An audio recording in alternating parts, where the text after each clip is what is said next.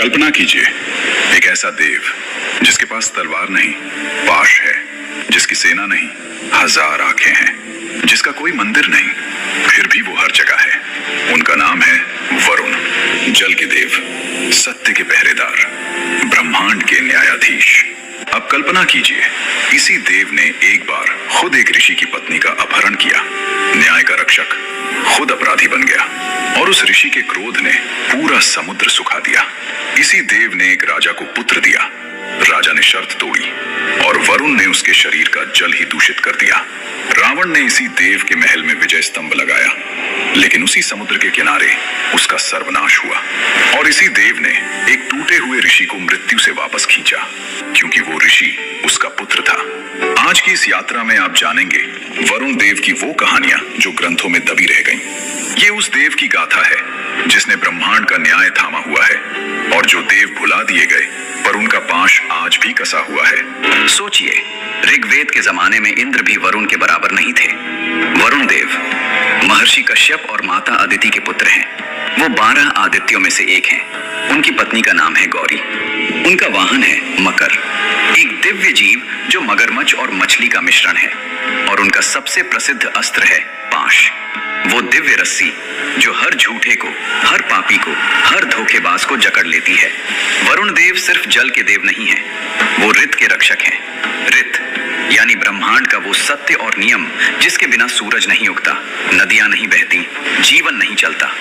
वरुण उस नियम के पहरेदार हैं। वरुण देव का राज्य है समुद्र लोक, वो महल जो समुद्र की गहराई में है, जहां मोती हैं, शंख हैं, दिव्य प्रकाश है, जहां हर नदी का पानी जाकर वरुण देव को प्रणाम करता है, जहां नाग देव, जलचर और जल के सभी जीव वरुण की सेवा में रहते हैं। और इस महल में वरुण देव का एक विशेष दरबार लगता है, जहां हर आत्मा का हिसाब रखा जाता है, जहां ये तय होता है किसने सत्य बोला, किसने असत्य, किसने धर्म का पालन किया, किसने नहीं। वरुण देव के पास 1000 आंखें हैं, ऋग्वेद कहता है, और उन 1000 आंखों में से एक आंख आप पर भी है, हमेशा। दोस्तों, जब हम शिव की बात करते हैं तो त्रिशूल याद आता है, जब इंद्र की बात करते हैं तो वज्र याद आता है, और जब वरुण की बात आती है तो याद आता है पाश। लेकिन पाश है क्या? पाश एक दिव्य रस्सी है, लेकिन ये कोई साधारण रस्सी नहीं। ये उस ब्रह्मांडीय सत्य से बनी है जिसे झुटलाया नहीं जा सकता।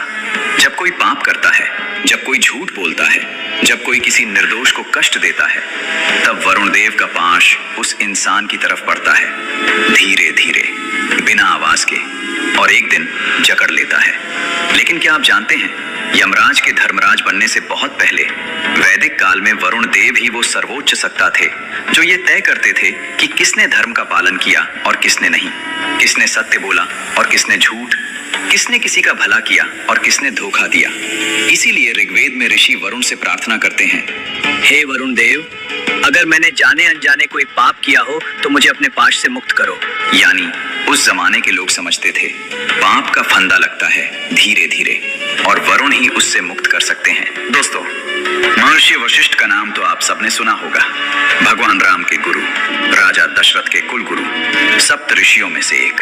लेकिन एक बात है जो बहुत कम लोग जानते हैं, वशिष्ठ जी के 2 जन्म हुए। सुनिए ध्यान से। पहले जन्म में, सृष्टि के आरंभ में, ब्रह्मा जी ने अपनी संकल्प शक्ति से 7 महान ऋषियों को जन्म दिया। इन्हें कहा जाता है सप्त ऋषि, और इन्हीं 7 में से एक थे वशिष्ठ, ब्रह्मा के मानस पुत्र, महान तपस्वी, महान ज्ञानी। लेकिन एक दिन राजा निमि के साथ एक विवाद हुआ। राजा निमि ने वशिष्ठ जी को शाप दे दिया, और उस शाप ने वशिष्ठ जी को वो पहला शरीर छोड़ने पर मजबूर कर दिया। उनकी आत्मा ब्रह्मलोक चली गई, लेकिन उनका काम अधूरा था। धर्म को उनकी जरूरत थी, उन्हें वापस आना था, पर कैसे? यहीं से शुरू होती है दूसरी कहानी।